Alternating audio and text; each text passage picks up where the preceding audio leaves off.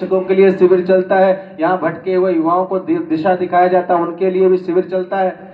यानी छोटा बड़ा बूढ़ा बुजुर्ग कोई कैसा हो, सबके लिए कुछ न कुछ यहाँ पर मिलता रहता है और सबको दिया जाता है। भाइयों बहनों, ये शांति कुंज में जो आप भीड़ देखते हैं, लोग गायत्री माता का दर्शन करने के लिए कम आते हैं, क्योंकि यहाँ गायत्री माता के 100 फीट की मूर्ति नहीं है। आप जाएंगे गायत्री मंदिर दर्शन करने, कहेंगे गायत्री तीर्थ, लेकिन मंदिर तो छोटा सा है, न कोई पंडा, न कोई पुजारी, न कोई कुछ दान की बातें करते हैं।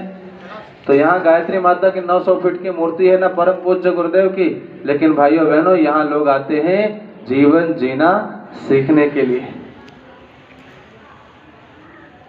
यहाँ आदमी अपने आप को पहचानने के लिए आता, अपने आप को जानने के लिए आता, यहाँ आदमी चार्ज होने के लिए आता है। ऐसे दिव्य पावन तीर्थ में आज आपके जीवन का बहुत ही विशिष्ट, बहुत ही महत्वपूर्ण संस्कार होने जा रहा है, जिसका नाम है यज्ञोपवीत संस्कार।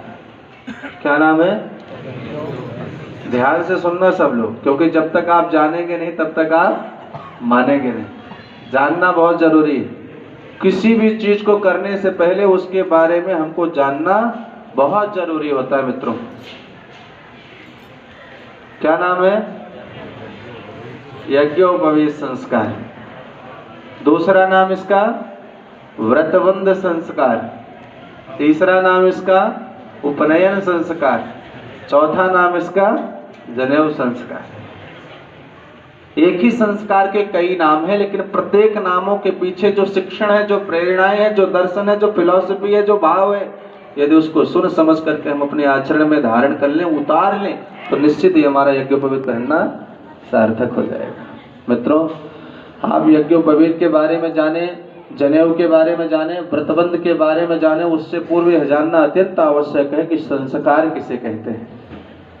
हम लोग संस्कार करवाते हैं, लेकिन संस्कार का मतलब नहीं जानते कि वास्तव में संस्कार होता क्या है। तो उसको सुनिए, गुनिए और उसके बाद उसको जीवन में उतारिए, क्योंकि न उतरा आचरण में तो समूचा ज्ञान गपसप है।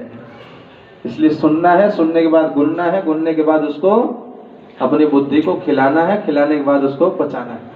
हाँ, बोले गायत्री माता की। तो संस्कार किसे कहते हैं? हमारे ऋषियों ने कहा मित्रों, संस्कार एक आध्यात्मिक उपचार है, इलाज है।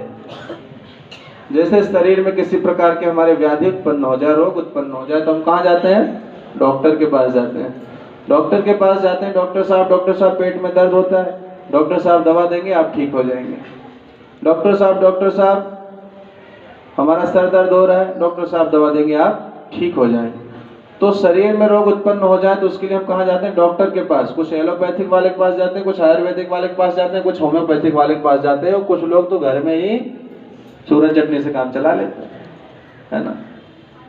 तो मित्रों, शरीर में कोई रोग उत्पन्न हो जाए उसके लिए तो हमारे यहाँ नाना प्रकार के उपचार है, नाना प्रकार की पैथियां हैं। लेकिन आप किसी डॉक्टर के पास जाइए और कह दीजिए, डॉक्टर साहब मेरा बच्चा चोरी करता है, अच्छा, मेरा बेटा झूठ बोलता है, अच्छा, मेरा बेटा मेरी सुनता है।